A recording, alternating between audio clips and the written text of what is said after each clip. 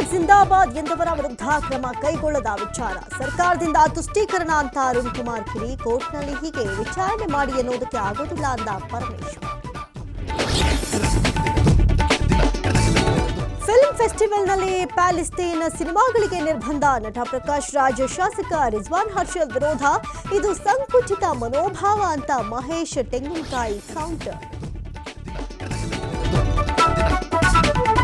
ಬೆಂಗಳೂರಲ್ಲಿ ಮತ್ತೆ ಲವ್ ಜಿಹಾದ್ ಸದ್ದು. ಹಿಂದೂ ಯುವತಿಯನ್ನ ಮದುವೆಯಾಗಿ ಇಸ್ಲಾಂಗೆ ಮತಾಂತರ. 2 ಮಕ್ಕಳಾದ ಬಳಿಕ ಕೈಕೊಟ್ಟ ಆರೋಪ.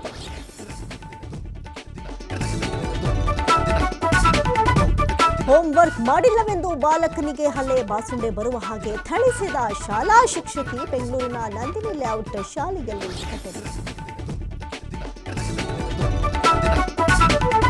ಲಕ್ಕುಂಡಿ ಉತ್ಖನನ ಜಾಗದಲ್ಲಿ ಹಾವು ಪ್ರತ್ಯಕ್ಷ. ನಿನ್ನೆ ನಾಗರಶಿಲೆ ಪತ್ತೆ ಬೆನ್ನಲ್ಲೇ ನಿಜವಾದ ಹಾವು ಪತ್ತೆ. ಜೀವಂತ ಹಾವು ಕಂಡು ಸದ್ಯಕ್ಕೆ ಅಲ್ಲಿನ ಜನ ಆತಂಕ.